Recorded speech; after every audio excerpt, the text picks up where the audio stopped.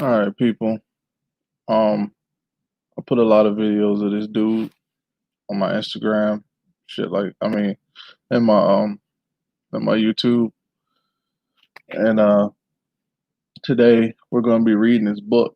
Now, I didn't buy it off of Kindle or Audible because I didn't feel like paying for a subscription, so I paid an extra $5-6 on Google Play Books because it just let me read it without a subscription.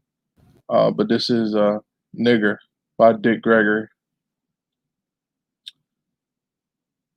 In the pretext of the book, one of the first pages is it says, "Dear Mama, wherever you are, if ever you hear the word nigger again, remember they are advertising my book."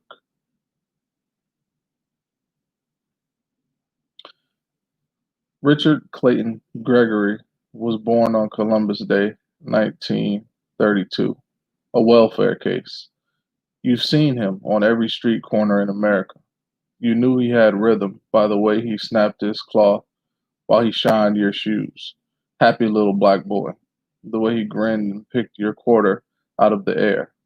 Then he ran off and bought himself a Twinkie cupcake, a bottle of Pepsi Cola, and a pocket full of caramels. You didn't know that was his dinner, and you never followed him home.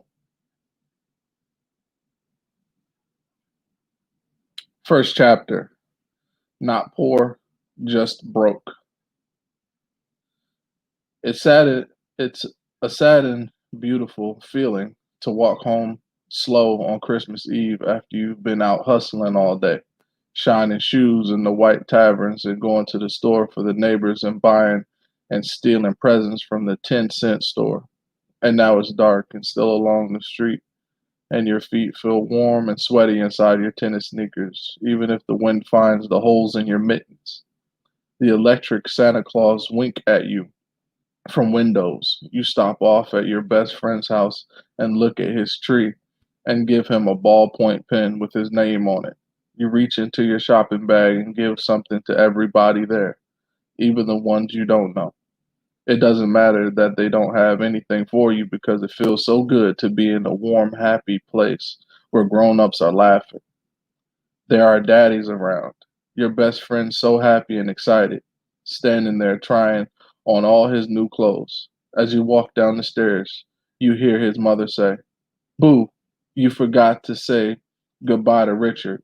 Say goodbye to Richard, boo, and wish him.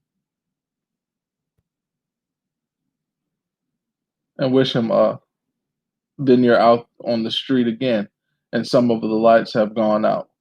You take the long way home, and Mr. Ben, the grocer, says, "Merry Christmas, Richard," and you give him a present on the shopping bag, out of the shopping bag, and you smile at a wino and give him a nickel.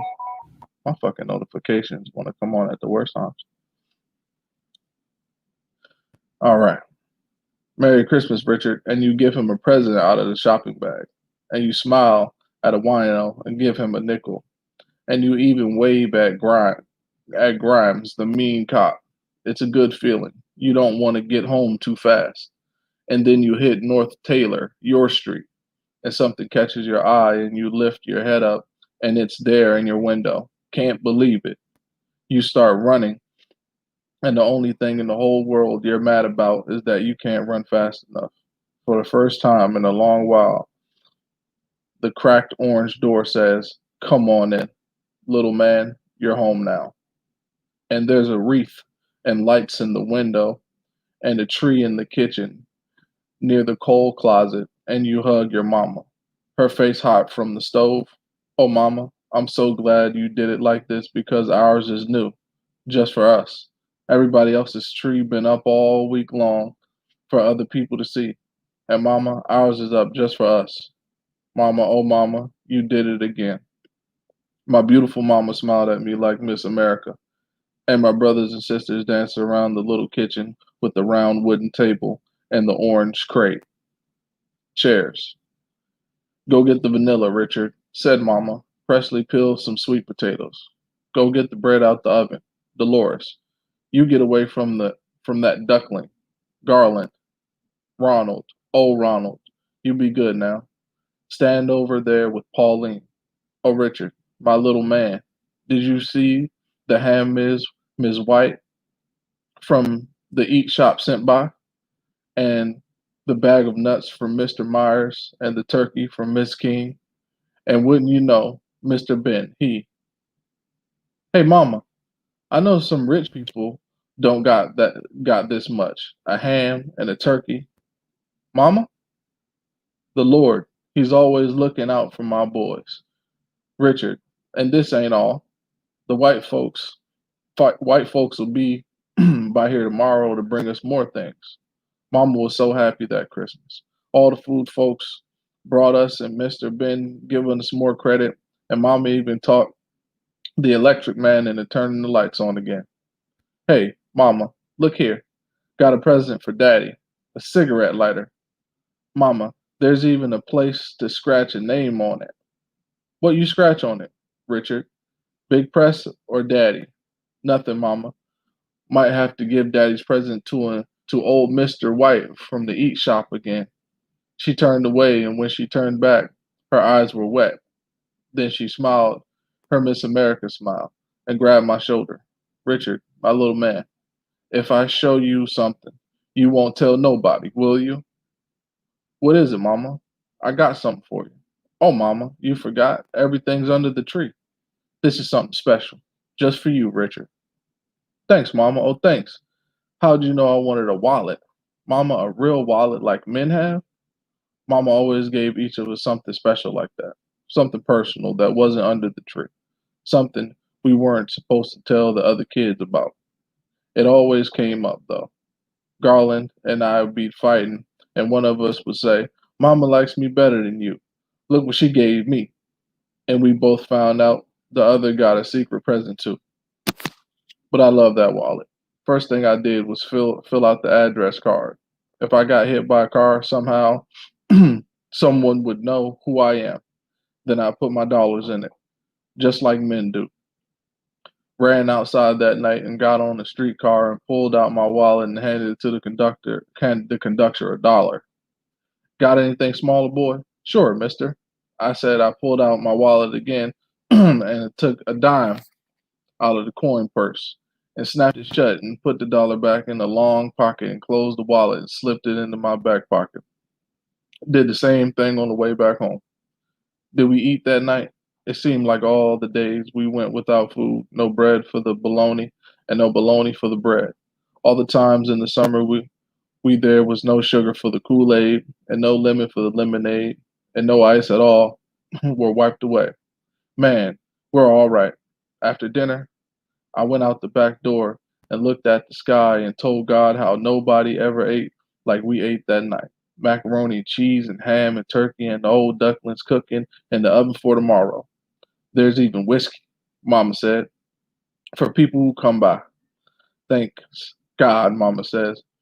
So happy, and even the rats and roaches didn't come out that night, and the wind isn't blowing through the cracks. How do you know I wanted a wallet? God. I wonder if all the rich people who get mink coats and electric trains got that one little thing nobody knew they wanted. You know, God, I'm kind of glad you were born in a manager. I wonder, God, if they had let Mary in the first place she stopped at, would you have remembered tonight? Oh, God, I'm scared. I wish I could die right now with the feeling I have because I know Mama's going to make me mad and I'm going to make her mad. And me and Presley's gonna fight. Richard, you get in here and put your coat on. Get in here, I'll whoop you. See what I mean? God, there she goes already, and I'm not even cold. I'm all wrapped up in you. What's wrong, Richard? Why you look so strange? You wouldn't understand, Mama.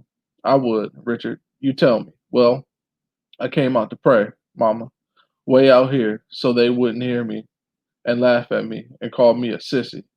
God's a good God, ain't he, Mama? Yes, Richard.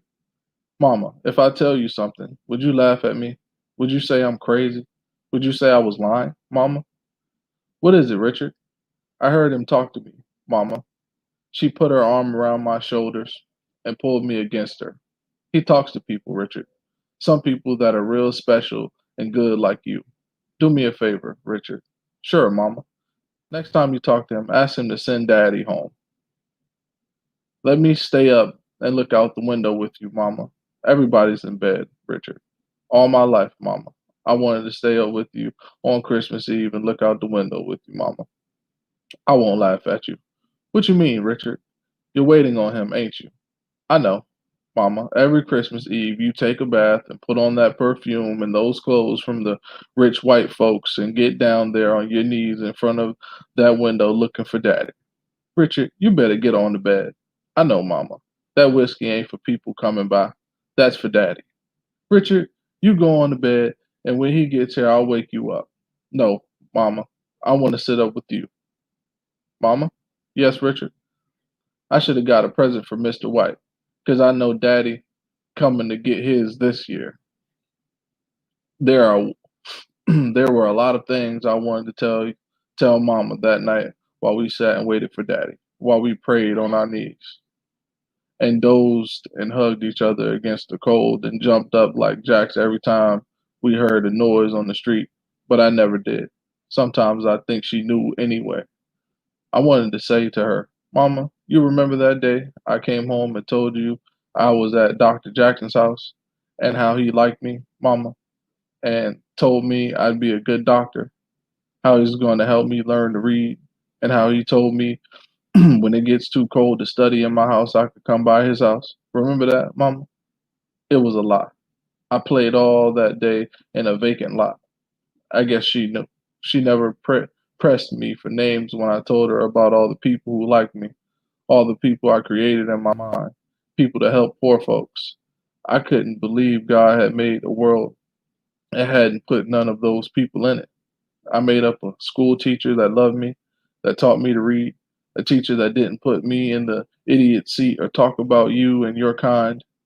She didn't yell at me when I came to school with my homework all wrinkled and damped. She understood when I told her it was cold to study in the kitchen, so I did my homework under the covers with a flashlight. Then I fell asleep, and one of the other five kids in bed must have peed on it. I'd go out I'd go out and sweat and make $5. And I'd come home and say, Mama, Mr. Green told me to bring this to you. Told me he liked you. Told me he wished he could raise his kids the way you're raising us. That wasn't true, Mama. Remember all those birthday parties I went to, Mama? Used to steal things from the 10-cent store and give the best presents. I come home and tell you how we played pillow kiss and post office and pinned the tail on the donkey and how everybody liked me. That was a lie, Mama. One girl cried and ran away when she threw the pillow and it hit me. She opened her eyes and saw she was supposed to kiss me and she cried and ran away. And on my birthday, Mama, when I came home with that shopping bag full of presents and told you the kids in my class loved me so much they all got me things, that wasn't true. I stole all those little things from the 10-cent store and wrapped them up and put a different kid's name on each one. Oh, Richard, if he don't show up this time, he's coming, Mama. It's like you said. He got held up in traffic. The trains were full. You know, Richard, your daddy's a cook. He has to work on Christmas. He'll be here, Mama. You go put those clothes back on. Remember when those people came by and told you how dirty we were? How they didn't want us playing with their kids or coming into their houses? They said we smelled so bad. I was 6 then, and Presley was almost 8. You cried all night, Mama, and then you told us to stay home until you could get us some new clothes. And you went and hid all the clothes we had, Mama. It was summertime, and we couldn't just lay there crying and watching out the window at the kids play running tag and rip and run and get called in for their naps and get called in for their dinners. And we looked over for our clothes down in the basement in the coal closet under the stove, and we couldn't find them. And then we went through your things, Mama, and put on the dresses you never wore, the dresses the rich white folks gave you. And then we went outside to play. The people laughed at us when we went outside in our dresses, pointed and slapped their legs. We never played so good as we played that summer. with all those people watching us. When we came off the porch, those Negro doctors and lawyers and teachers waiting to get in the whites eats shop across the street would nudge at each other and turn their heads. And then the streetcar stopped on the corner, right in front of our house. The people would lean out the window and stare. Presley and I would wave at them. We did it all summer. And after a while, nobody bothered us. Everybody got to know that the Gregory boys didn't have clothes, so they wore their mother's dresses. We just made sure we were home before you got there, Mama. How do I look, Richard? You look okay, Mama. These are the best pair of shoes I got. Miss Wallace gave me them, but they're summer shoes. What you mean, summer shoes? Those are the black and white ones I like so much, the ones you never wear. I didn't know they were summer shoes. You never see folks wear white shoes in the wintertime. People dye them, Mama. I'll dye them for you so you can put them on and Daddy can see you. Oh, Richard, there won't be time. They got too dry. Don't worry, Mama. You burn the dye and it dries right where you wear it. I've dyed a lot of shoes, Mama. Down on my hands and knees in the tavern, dyeing shoes and shining shoes. I never told you too much about the things I did and the things I saw. Mama, remember the time I came home with my teeth knocked out and my lip all cut? Told you I tripped downstairs, Mama. I got kicked right in the face. It was Saturday afternoon, my big hustling day. I was 10, but I looked like I was 7. There were a lot of people in the tavern drinking beer, and I was shining the white man's shoes. They were white and brown shoes, summer shoes. The men sitting at the bar were laughing. Hey, Flo, gonna take the little monkey home with you? Change your luck? She started laughing. Maybe I will. Heard these little coons are hung like horses. I'm getting tired of you worms. Little monkeys got a tail, Flo. Swing from limb to limb. White and brown shoes. I didn't want to get the brown polish on the white part, so I put my other hand on the back of the white woman's leg to steady myself. He's got a tail, all right. One of my boys can warm him up, but I'm going to get me a black buck to do me right. One of the white men, a man who wasn't laughing, jumped off his bar stool. Get your dirty black hands off that white lady, you nigger bastard. He kicked me right in the mouth. One of the men who had been laughing came off his stool and grabbed the man who kicked me. For Christ's sake, he's just a little kid. Mind your goddamn business. Wow, the fight was on. The bartender jumped over the bar and grabbed me with one hand, my shoe shine box with the other. Sorry, boy, it's not your fault, but I can't have you around. Out on the sidewalk, he gave me a $5 bill. When I saw all the blood and pieces of tooth on my shirt, I got scared. Mama would be real angry, so I went over to Boo's house and spent the night. I told Boo if I can get kicked in the mouth a couple more times today and get $5 each time, man, I'll be all right. What time is it, Mama? 4 o'clock, Richard. I guess I didn't have to burn them, did I? The tavern isn't so bad, Mama. No kid ever runs up and laughs at me because I'm shining shoes, but they sure remind me I'm a relief. And there's another reason I won't quit working at taverns, Mama. In the wintertime, it's warmer in there. And in the summertime, it's colder than our house. And even though men spit in my face and kick me in the mouth, Mama, every so often somebody rubs my head and calls me son. Why do you believe he's coming, Richard? Oh, Mama, I talked to that man in the backyard. I know he's coming. Go on to bed, Richard. No, Mama, I'll wait here with you. If I lay over there in the chair when he comes, will you wake me up? Sure, I will, Richard. Now get some sleep. Okay, Mama. So many things I wanted to tell you that night, Mama. There was a little girl who used to wave at me when I cut through the alley to get on the Taylor. A clean little girl who used to sneak a piece of cake off her table and give it to me. A piece of cake and a glass of Kool-Aid. After a while, I'd finish up my paper route early just to come back and wave at her. After dinner, her mama and daddy would go up to the front room to sit around and leave her in the back to do all the dishes alone. I started to help her wash the dishes. I creep in up the back porch and she'd let me in and say, shh, nobody knows we're here. It was like playing house. I just come and stand there at the sink with her every night to help her with the dishes. Then one time her father came back to the kitchen. He grabbed me and he shook me and told me how I broke into the house because his daughter wouldn't let no dirty street kid in. She was crying, scared to death. And she said, I let him in, Daddy. I let him in. He's my friend. No, sir. She's lying, I said. I make her bring me food out. I make her let me in. He slapped me. He slapped me until I fell down. And when she grabbed onto his arm, crying and screaming to make him stop, he kicked me out the front door to the back porch. He started to choke me. Then he stopped. Why are you grinning at me like that, you little bastard? Last week when you woke up drunk on this here porch, that was me that brought you home. Found you on Sarah Street and brought you home and was so proud leading your black ass down the street because you acted just like my daddy would. Come out of your drunk every now and then, swinging and fighting. I had to run and duck. People see you and want to jump on you, but I tell them that's my daddy. He's all right. Leave him alone. That's my daddy. He let me go, and he backed away, and there was a funny look in his face. He started sweating and chewing on his lip and looking around to see if anybody heard what I said. He opened his mouth, but nothing came out. Then he reached into his pocket and pulled out his wallet. He gave me $1. I threw it back at him. I reached into my own hip pocket and pulled out $1. My dollar was bigger than his because nobody knew I had mine. And then I walked away. God, my little Richard sleep now.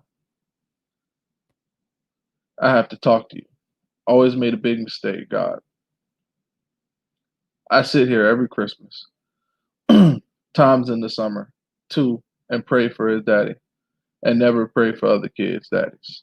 Send them theirs first, and then if you're not too weary, oh Lord, send Big Press home. But when you send them, God, don't send them for me. Send them because the boys need them. God, Mama cried herself to sleep.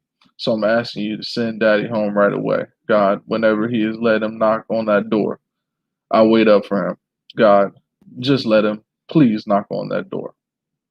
Mama, I love those firemen in St. Louis. So big and tall and strong, rushing out to save people. Negro firemen and white firemen, no difference. They rush out and never ask whose house it was, how much money they had. If he was on relief, I'd stand on the corner where they had to pass and I'd wave at them. Sometimes they'd wave back. Sometimes I thought they went out of their way to pass that corner just so they could wave at me. Then I'd follow them to the fire and stand there and pray they would put it out as fast out fast so none of them would get hurt. I used to count every fireman that went up the ladder and count them as they came back down. Once I saw them use the net to save somebody and they didn't act like they were doing anybody a favor, I'd see them standing around their uniform like they all belonged to the same family and talk about fires. At the big fires, when the Red Cross came, they drink coffee and bite into sandwiches. It's a beautiful thing to watch a man who really deserves the food he eats. One time I bought an old raincoat with hooks instead of buttons and a pair of old hip boots. I hid them in the cellar. Nobody knew I had them. Whenever I wanted to feel good, I'd put them on and walk around the cellar, pretending I was putting out fires, running up ladders to save people, catching people in my net. Then I'd take them off and walk over to the firehouse and watch them drill and clean the engine and roll up the hose. I'd walk right up to a fireman and say, "Excuse me, mister, but I sure like you all." He'd turn around and say something nice to me, sometimes before I knew better. I used to think my daddy was a fireman somewhere, saving people and saying nice things to kids. Mama, mama, wake up. Wake up, mama. Did you hear it? Did you hear it? Somebody's knocking on the door. There was a neighbor woman standing at the door when I opened it. Let me speak to your mother, Richard.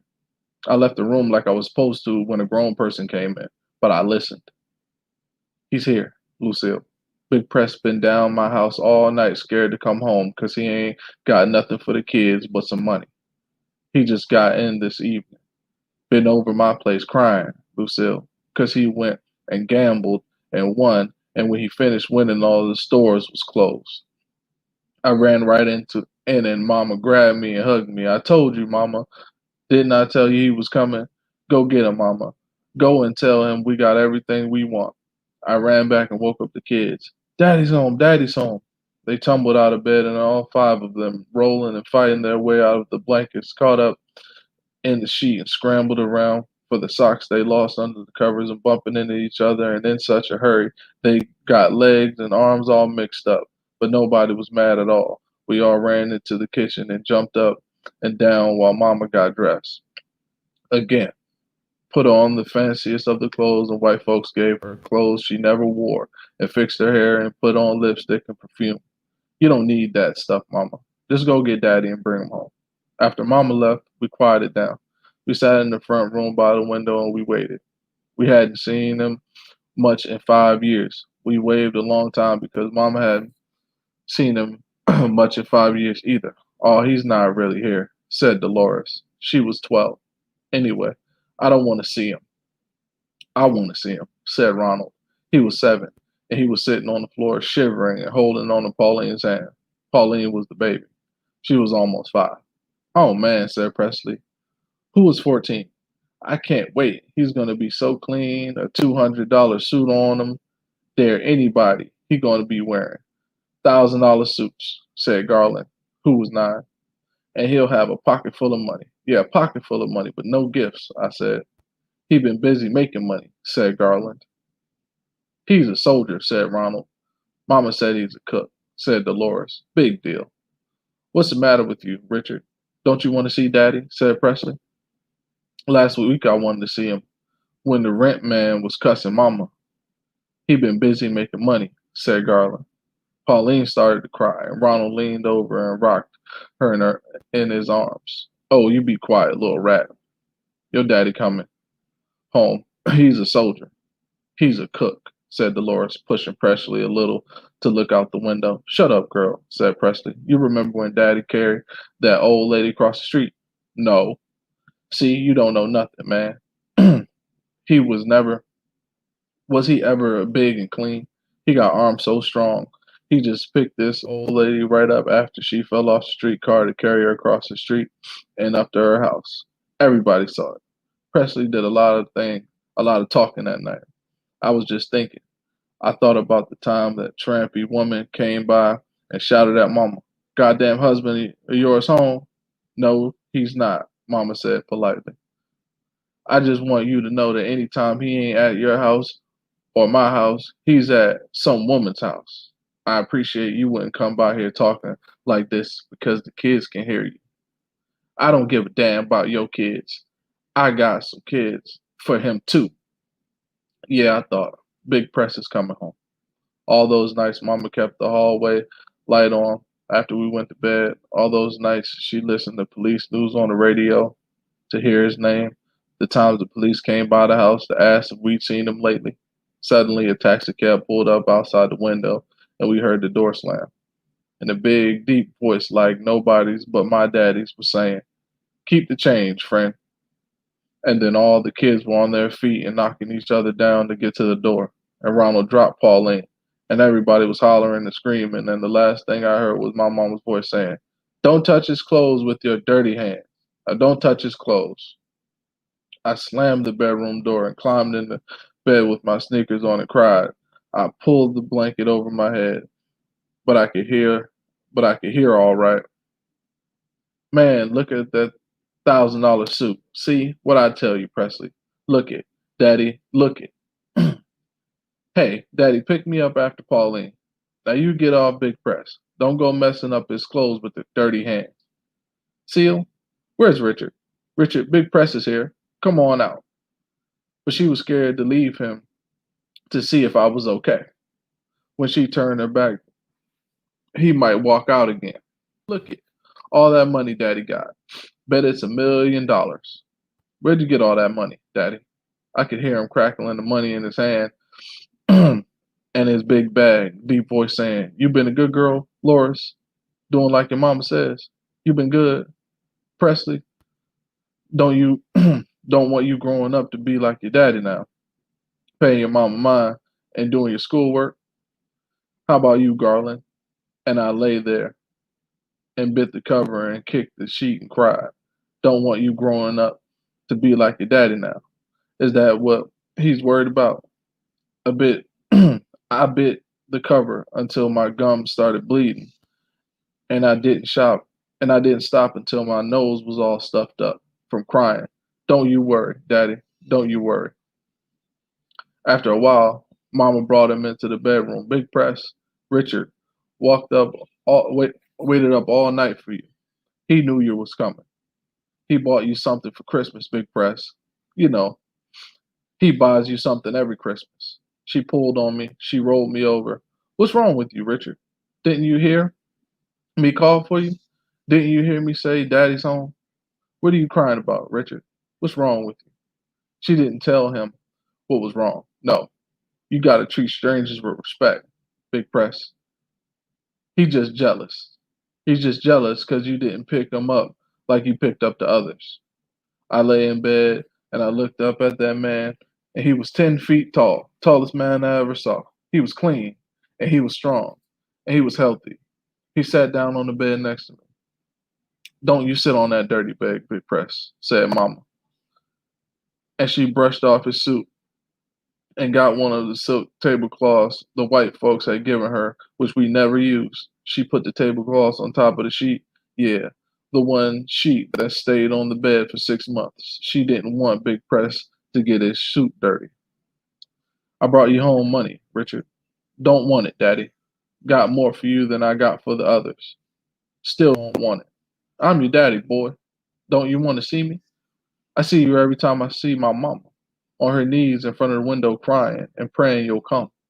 You ought to thank me because I brought you here. Yeah, thank me. You never get sick because every night I say my prayers. I say bless him wherever he is. Richard, I'm going to stay home with you this time. If you want me, I'll stay home. You want me to stay, Richard? I didn't say anything. I'll get a job. Your mama won't have to work. You want me, Richard? I looked at him, but I didn't say anything. I guess he meant what he said the moment he said it. Anyway, and I lay there and I was thinking, if you stay, old man, I'll leave. I don't need you, Daddy. Not now. I needed you when the boys chased me home, when the man cheated me out of my paper money. Needed you every time Boo's daddy came home at 7 o'clock. Seal, what's wrong with this boy? Don't you worry about him, Big Press. He's crazy. That got me mad. Mama forgetting all her love for me to pacify him. Yeah, he's crazy. Hey, Seal, you got a drink around the house? She brought out the whiskey. He drank it right out of the bottle. I got dressed that day and I left the house to play, but I ducked back every half an hour to see if he was still there. Once I slipped Boo in to let him peep. That's my daddy, Boo. My daddy's rich, too. Man, pocket full of money. Your daddy ain't got no money. You all on relief. Come here, Boo. Let me show you something. I walked up to my daddy and looked at him. It was the first time I walked in and said anything to him. I didn't ask him, I told him. Give Boo $5, Daddy. When he reached in and pulled out that pocket full of money, Boo's eyes popped out. He had never seen that much money in his life. Looked like he had all the money in the world. He looked so fine, fumbling through those 20s and 10s and 5s, and I wonder if it wasn't enough to go over to Mr. Benz and wipe out the back bill and put a little on the front bill. You good, Daddy? Said Boo. I kept slipping back all day, peeping into to make sure he was still there. Once I thought I almost caught him leaving, all dressed with his brown bag in his hand.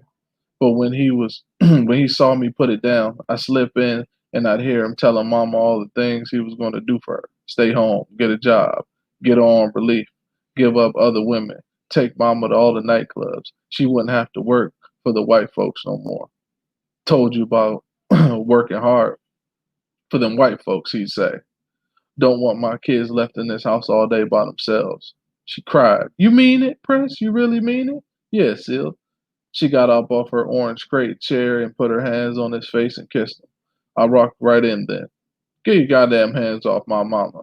He beat me, pulled off his belt, and beat me across my backside. Mama held me on her lap while he beat me. Ha! That's a hell of a man there, that Richard. I beat his ass good, Seal, and he don't even cry. He had little men, and he didn't even know it. Every time he hit me, I couldn't cry from almost wanting to laugh. I know, old man, couple of days from now, you'll be too far away for that belt to reach me. Mama made me go to bed and she whispered, please treat your daddy nice. For me. Please do it for me. I'm the cause of his being here, Mama. I'm the one that asked the man out back. I prayed for him. That's right, Richard. That night he beat her. He beat her all through the house, every room, swinging his belt and whipping her with his hand and cussing her and kicking her and knocking her down and telling her all about his women. Think you're so goddamn good, bitch, said my daddy, cracking my mama across her back with his belt. She whimpered and fell against the little table, knocking over a lamp from the white folks. She bent over and picked up the lamp, and Big Press kicked her in her backside and she fell forward on the linoleum floor. She lay there, her face pressed against the linoleum, sobbing. I didn't even feel right walking down the street with you, he said, kicking her in the side with his foot. Walk down the street, everybody wants to run up, say hello to you. They look at me like I was dirt. He grabbed her hair and pulled her up to her knees.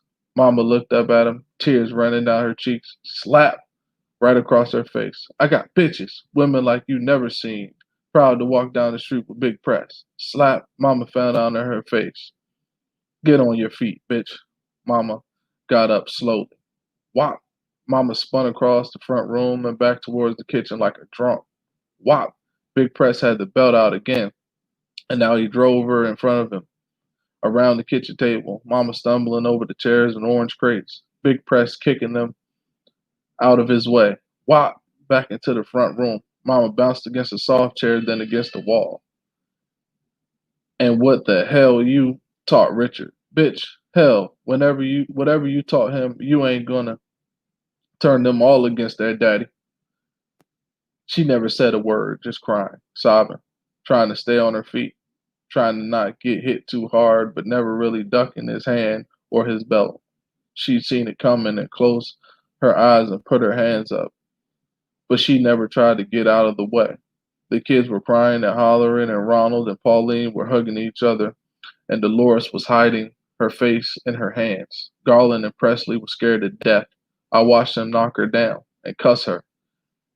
He was saying the things I wanted to say when she forgot her love for me and told him I was crazy. He left her on the floor, dirty and crying. Came over and whopped me across my face so hard that when I knocked into the wall, the pictures fell right off their hooks. One was a picture of Jesus, and the other was a piece of wood with 10 commandments. And then they were in the kitchen, and Big Press was crying and kissing my mama and saying he was sorry and how he was going to take care of us and give up his women and get a job. And mama kept saying, no, Big Press, it's all my fault. It's all my fault. I shouldn't talk like that. There'll be time to get off relief and when you're home a while and get a chance to rest up. I got up off the floor and I walked into the kitchen. Big Press was sitting at the table with his face in his hands, and Mama was standing over him, stroking his head. They both were crying. I took down the butcher knife off the wall, the big one with the black handle, and swung it at his head. Seen plenty of people swinging knives in the taverns, and I knew how to cut. Swung right at his head. Everything I had. Swung for every kid in the whole world who hated his no good daddy. Mama grabbed my wrist with her hands and twisted the knife out of my hand. Big Press looked up real slow. I guess it's a hell of a thing for a man to look up into his own son's eyes and see murder. I'll leave now, Seal, he said very softly. You should have let him hit me. Should have let him kill me. I never was any good. Never treated you or him right. I need to be dead. He got up. Don't beat Richard, Seal. Don't beat him. I know what I done. Mama grabbed Big Press' leg and he kicked her away. He turned and walked out the door. My mama tried to hold the door open while he closed it behind him. No, Big Press. He didn't mean nothing. Richard crazy, you know that. He turned and kicked her foot out of the door and slammed it shut. My mama fell down and slid across the floor, holding the doorknob in her hand. Don't leave, Daddy. Don't leave, Daddy. The kids were screaming. I followed him out the door and down the street. He didn't see me. His head was down, and he walked like the greatest crime in the world had just been committed against him. His head didn't come up again until he walked into a tavern. I walked in behind him and stood near the door where he couldn't see me. He walked right up to a woman sitting at the bar. She was smoking a cigarette and tapping her high heels against the rail. Where'd you been, Big Press? I've been waiting on you for hours. I had to beat the bitch's ass for bad mouthing you, Molly, he said. But I got a tough little man there, Richard. You should see that little man. Beat his ass and he didn't cry. I've been waiting all day, Big Press. Don't you start telling me about some little bastard you got. Don't even know if it's yours. Watch your mouth, Molly. My seal's a good woman. No loose piece trim like you. Sure. Who you think buys the bread when you... He knocked that bitch right off the stool. He swung that big hand of his and her cigarette went one way and her shoes came off and she went face first into the floor. He stomped that woman like no other man in the world. I got to see my daddy at his best that night. Two men stood up from tables and started towards Big Press. He threw back his head and laughed and stood over that bitch, and his hand came out of his pocket with a razor in it. Dare any dirty motherfucker in this place to come stop me from stomping this bitch, eh? Nobody moved. He walked out of there, 10 feet tall, my daddy. I walked over to the woman on the floor and helped her up. She shook me away. I'm real sorry, ma'am. She spat in my face. She didn't know I was Big Press's boy. I watched him walk down the street, head up high, hands swinging loose, Big Press. A real Capone with the whores and the bitches. Heard I love you from the broad of the street, but never from his own kids. And that's worth all the sevens falling on all the craps all over the world. He missed it. Missed seeing his kids grow up. Missed having his kids crawl into bed with him and lie down and go to sleep because daddy's sleeping. He missed what I have now. Feeling a little girl put a finger in my mouth, knowing that daddy will never bite hard. Hearing a little kid say, throw me up in the air, daddy. Sure that daddy will catch her. Big Press had to be a lonely man. There must have been times he woke up in a lonely bed and wanted to give every whore he ever had, every 7, every 11 he ever threw, every wild time he ever had, just to go all the way back and have one of his kids walk up to him and say, Daddy, I love you. There must have been times like that because I would turn in all the Dick Gregory's in the world and all the nightclubs and all the money just to go back to those days and find a daddy there. When you have a good mother and no father, God kind of sits in. It's not good enough, but it helps. But I got tired of hearing mama say, God, fix it so I can pay the rent. God, fix it so the lights will be turned on. God, fix it so the pot is full. I kind of felt it really wasn't his job. And it's a hell of a thing when you're growing up and you're out of the street and you kind of hedge up to a man so he can rub your head and call you son. It's a hell of a thing to hear a man say, I wish my boys were more like Gregory's boys.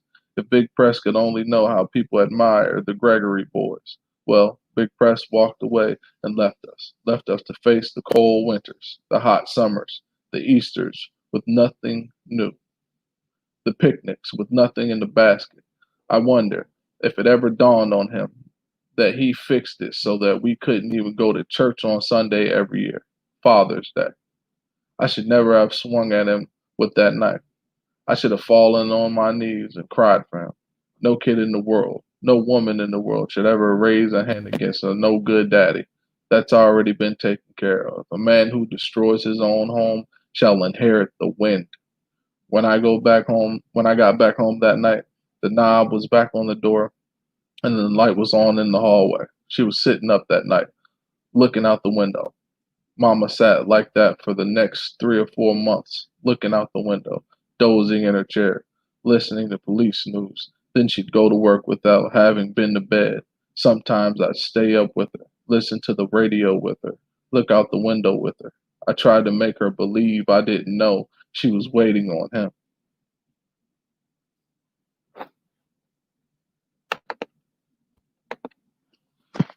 Chapter 2. Like a lot of Negro kids, we never would have we never would have made it without our mama. When there was no fat back to go with the beans, no socks to go with the shoes, no hope to go with tomorrow, she'd smile and say, "We ain't poor, we're just broke." Poor is a state of mind you never grow out of, but being broke is just a temporary condition. She always had a big smile, even when her legs and feet swelled from high blood pressure and she collapsed across the table with sugar diabetes. You have to smile 24 hours a day. Mama would say, if you walk through life showing the aggravation you've got gone through, people will feel sorry for you and they'll never respect you. She taught us that a man has two ways out in life, laughing or crying. There's more hope in laughing. A man can fall down the stairs and lie there in such pain and horror, and that his own life will collapse and faint at the sight. But if he can just hold back his pain for a minute, she might be able to collect herself and call the doctor. It might be mean. It might mean the difference between his living to laugh again or dying there on the spot. So you laugh, so you smile. Once a month, the big gray relief truck would pull up in front of our house and Mama would flash that big smile and stretch out her hands. Who else you know in this neighborhood gets this kind of service? And we would all feel proud. And when the neighbors, folks who weren't on relief, folks who had daddies in their houses, would come by the back porch for some of the hundreds of pounds of potatoes, for some sugar and some flour and some salty fish, we stand out there on the back porch and hand out the food like we were in charge of helping poor people. And then we take the food they bought us in return. Our mama came home one hot summer day and found we'd been evicted, thrown out into the streetcar zone with all our orange crate chairs and secondhand lamps. She flashed that big smile and dried our tears and bought some penny Kool-Aid. We stood out there and sold drinks to thirsty people coming off the streetcar, and we thought nobody knew we were kicked out. Figured they thought we wanted to be there. And Mama went off to talk to the landlord and then let us back in. No credit. But I wonder about my mama sometimes and all the other Negro mothers who got up at 6 a.m. to go to the white man's house with sacks over their shoes because it was so wet and cold, and wonder how they made it. They worked very hard for the man. They made his breakfast and they scrubbed his floors and they diapered the babies. They didn't have too much time for us.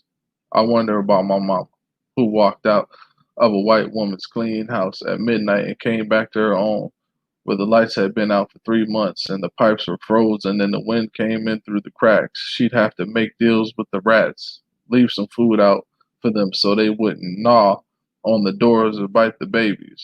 The roaches, they were just like part of the family. I wonder how she felt telling those white kids she took care of to brush their teeth after they ate, to wash their hands after they peed. She could never tell her own kids because there wasn't soap or water back home. I wonder how my mama felt when we came home from school with a list of vitamins and pills and sealed cod liver oils and school nurses said we had to have. Mama would cry all night and then go out and spend most of the rent money for pills. And a week later, the white man would come for his $18 rent and Mama would plead with him and wait until tomorrow. She had lost her pocketbook. The relief check was coming. The white folks had some money for her. Tomorrow I'd be hiding in the coal closet because there was only supposed to be 2 kids in the flat. And I could hear the rent man curse my mama and call her a liar. And when he finally went away, Mama put the sacks on her shoes and went off to the rich white folks' house to dress the rich white kids so their mother could take them to a special baby doctor. Mama had to take us to Homer G. Phillips, the free hospital, the city hospital for Negroes. We stand on the line and wait for hours, smiling and Uncle Tommying every time the doctor and nurse passed by. We'd feel good when one of them smiled back and didn't look at us, though we were dirty and had no right coming down there. All the doctors and nurses at Homer G. Phillips were Negro, too. I remember one time when the doctor in white walked up and said, "What's wrong with him?" As if he didn't believe that anything was. Mama looked at me and looked at him and shook her head. "I sure don't know, doctor, but he cried all night long, held his stomach. Bring him in and get his damn clothes off." I was so mad the way he was talking to my mama that I bit down too hard on the thermometer. It broke in my mouth. The doctor slapped me across the face. "Both of you stand in the back of the line and wait your turn." Mama, my mama had to say, "I'm sorry, doctor," and go to the back of the line. She had 5 other kids at home and never knew when she'd have to bring another down to the city hospital. And those rich white folks mama was so proud of, she'd sit around with the other women and they talk about how good their white folks were. They lie about how rich they were, what nice parties they gave, what good clothes they wore, and how they were going to be remembered in their white folks' wills. The next morning, the white lady would say, "We're going on vacation for 2 months, Lucille. We won't be needing you until we get back." Damn, 2 month vacation without pay. I wonder how my mama stayed so good and beautiful in her soul when she worked 7 days a week and on swollen legs and feet. How she kept teaching us to smile and laugh when the house was dark and cold and she never knew when one of her hungry kids was going to ask about daddy.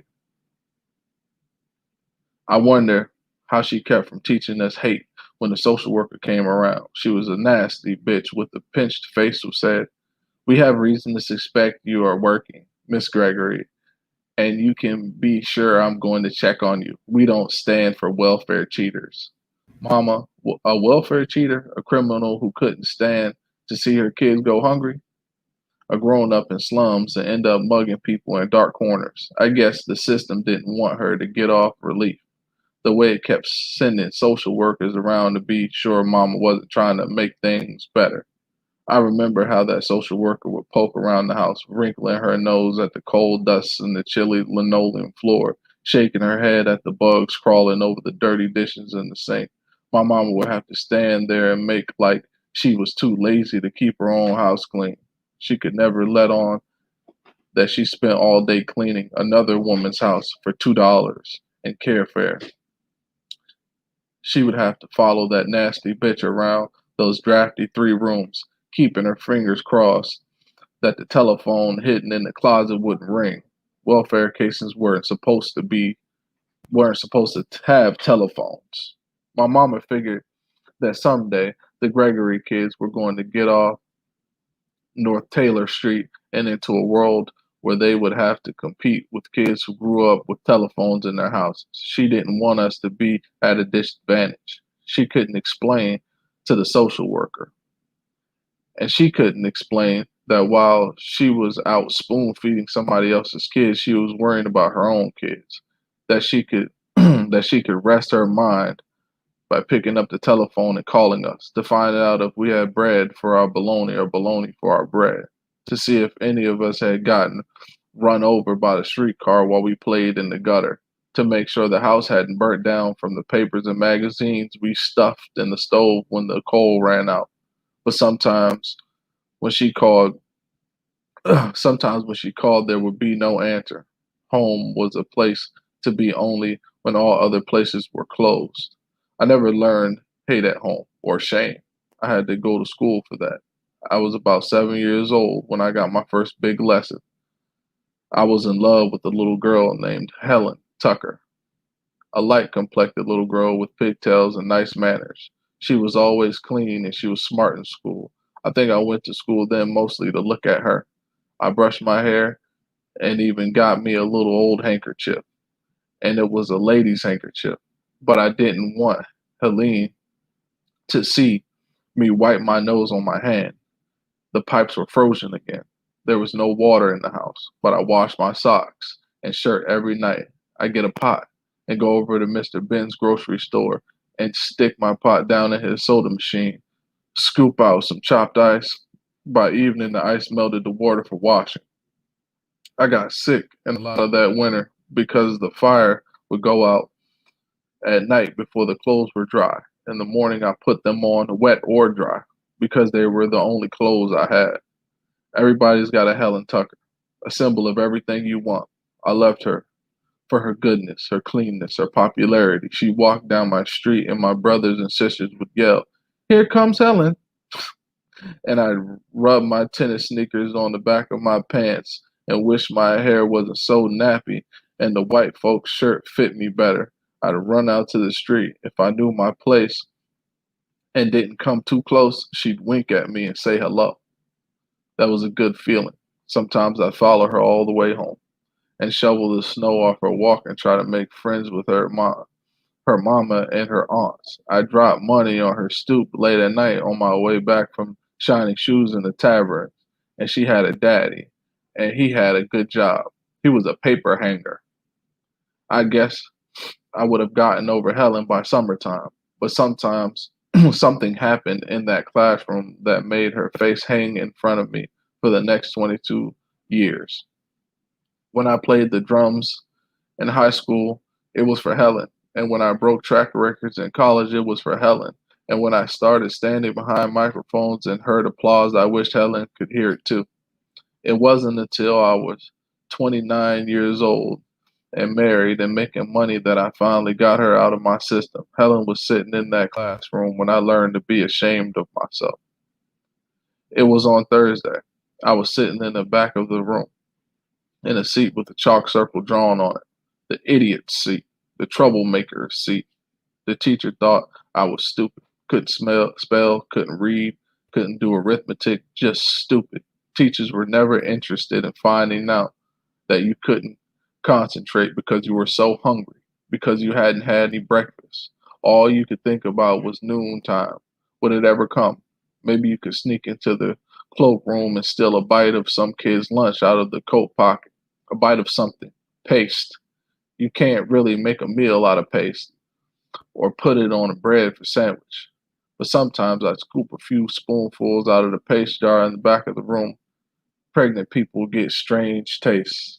I was pregnant with poverty, pregnant with dirt, and pregnant with smells that made people turn away, pregnant with cold, and pregnant with shoes that were never bought for me, pregnant with $5 people in my head and no daddy in the next room, and pregnant with hunger. Paste doesn't taste too bad when you're hungry. The teacher thought I was a troublemaker. All she saw from the front of the room was a little black boy who squirmed in his idiot seat and made noises and poked the kids around him. I guess she couldn't see a kid who made noises because he wanted someone to know he was there. It was on a Thursday, the day before the Negro payday. The eagle always flew on Friday. The teacher was asking each student how much his father would give to the community chest. On Friday night, each kid would get the money from his father, and on Monday, he would bring it to the school. I decided I was going to buy me a daddy right then. I had money in my pocket from shining shoes and selling papers. And whatever Helen Tucker pledged for her daddy, I was going to top it, and I hand the money right in. I was going to wait until Monday to buy me a daddy. I was shaking, scared to death. The teacher opened her book and started calling out names alphabetically. Helen Tucker? My daddy said he gave $2.50. That's very nice, Helen. Very nice indeed. That made me feel pretty good. It couldn't take too much to top that. I had almost $3 in dimes and quarters in my pocket. I stuck my hand in my pocket and held onto the money, waiting for her to call my name. But the teacher closed her book after she called everybody else in class. I stood up and raised my hand. What is it now? You forgot me. She turned towards the blackboard. I don't have time to be playing with you, Richard. My daddy said he sit down, Richard. You're disturbing the class. But my daddy said he $15. She turned around and looked mad. We're collecting this money for you and your kind, Richard Gregory. If your daddy can give $15, you have no business being on relief. I got it right now. I got it right now. My daddy gave it to me to turn in today, my daddy said. And furthermore, she said, looking right at me, her nostrils getting bigger and lips getting thin and her eyes opening wide. We know you don't have a daddy. Helen Tucker turned around, her eyes full of tears. She felt sorry for me. Then I couldn't see her too well because I was crying too. Sit down, Richard. And I always thought the teacher kind of liked me. She always picked me to wash the blackboard on Friday after school. That was a big thrill. It made me feel important. If I didn't wash it, come Monday, the school might not function. The school might not function right. Where are you going, Richard? I walked out of school that day, and for a long time I didn't go back very often. There was shame there. Now there was shame there. It seemed like the whole world had been inside that classroom. Everyone had heard what the teacher said. Everyone had turned around and felt sorry for me. There was shame in going to the Worthy Boys annual Christmas dinner for you and your kind because everybody knew what a worthy boy was. Why couldn't they just call it the boys' annual dinner? Why'd they have to give it a name? There was a shame in wearing the brown and orange and white plaid Mackinac and welfare gave to 3,000 boys. Why'd it have to be the same for everybody? So when you walked down the street, the people could see you were on relief. It was a nice warm Mackinac and it had a hood. And my mama beat me and called me a little rat when she found out I stuffed it in the bottom of a pail full of garbage way over on Cotton Street. There was a shame in running over to Mr. Ben's at the end of the day and asking for his rotten peaches. There was a shame in asking Miss Simmons for a spoonful of sugar. There was a shame in running out to meet a relief truck. I hated that truck, full of food for you and your kind. I ran into the house and hid when it came, and then I started to sneak through alleys to take the long way home so the people going into White's Eats shop wouldn't see me. Yeah, the whole world heard the teacher that day. We all know you don't have a daddy. It lasted for a while, this kind of numbness. I spent a lot of time feeling sorry for myself. And then one day, I met this wino in a restaurant. I'd been out hustling all day, shining shoes, selling newspapers, and I had googobs of money in my pocket. Bought me a bowl of chili for 15 cents and a cheeseburger for 15 cents and a Pepsi for 5 cents and a piece of chocolate cake for 10 cents. That was a good meal. I was eating when this old wino came in. I love winos because they never hurt anyone but themselves. The old wino sat down on the counter and ordered 26 cents worth of food. He ate it like he really enjoyed it. When the owner, Mr. Williams, asked him to pay the check, the old wino didn't lie or go through his pocket like he suddenly found a hole. He said, "Don't have no money."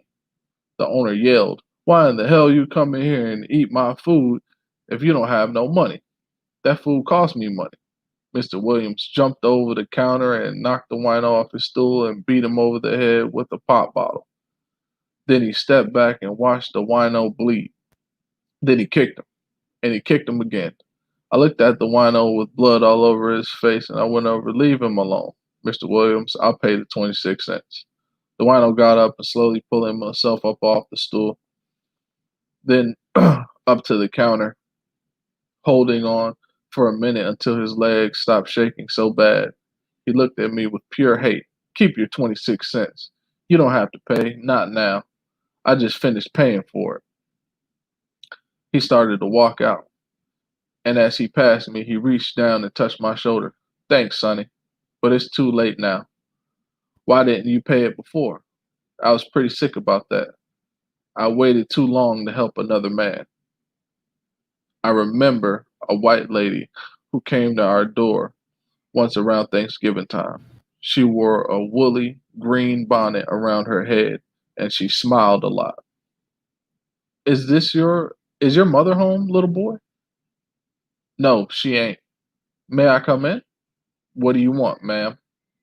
She didn't stop smiling once, but she sighed a little when she bent down and lifted up a big yellow basket, the kind I saw around church that were called baskets for the needy. "This is for you." "What's in there?" All sorts of good things, she said, smiling.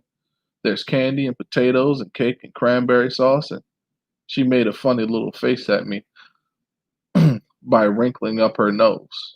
And a great big fat turkey for Thanksgiving. Is it cooked? A big fat juicy turkey, all plucked and clean for you. Is it cooked? No, it's not. We ain't got nothing in the house to cook it with, lady. I slammed the door in her face. Wouldn't that be a bitch? To have a turkey like that in the house with no way to cook it. No gas, no electricity, no coal.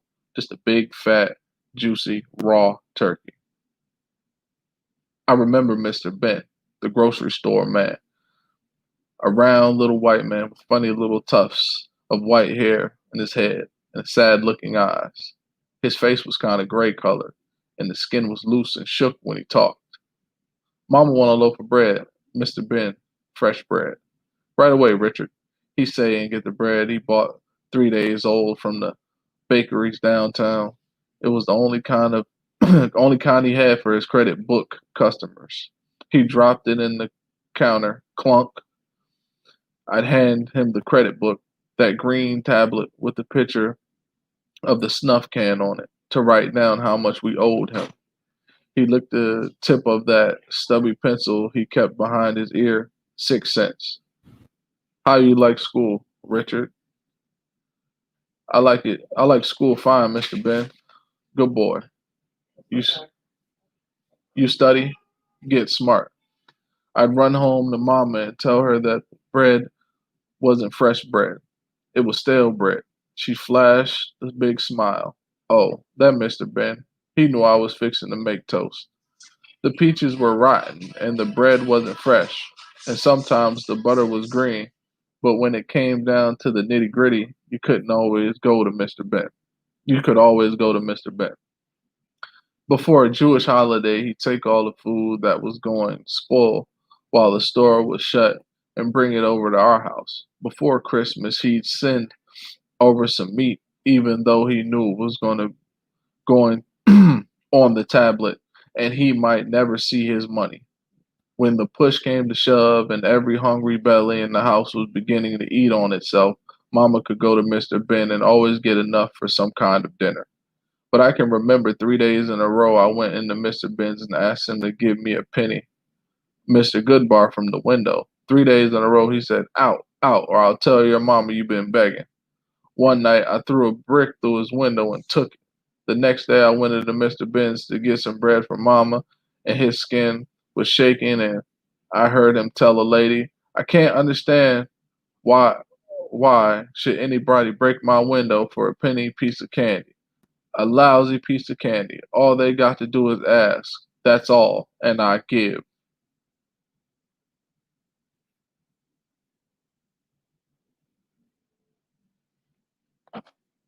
All right, people. That was chapter 2. What's up? What's up, people? Ain't nobody watching now. So yeah, that was chapter 2. I could keep reading, but ain't nobody watching. And that's been an hour. So I don't know how to like retitle videos. Um so that's chapter 2. I don't know how many um um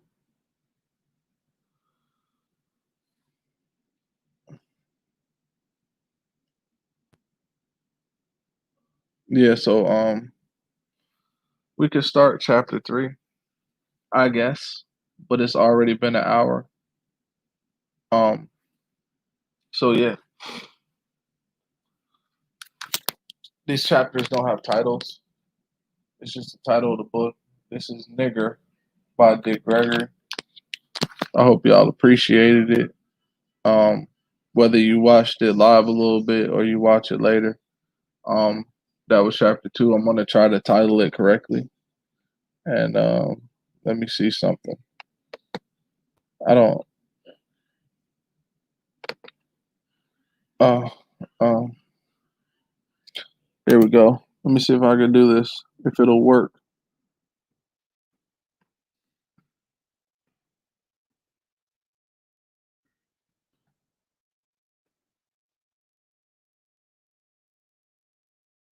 See if I can fix it.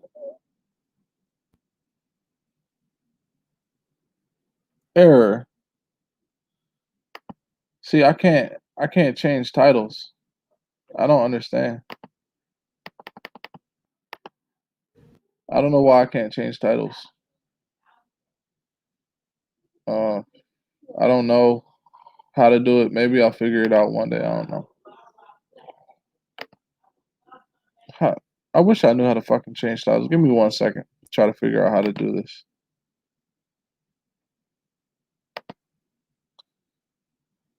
Um,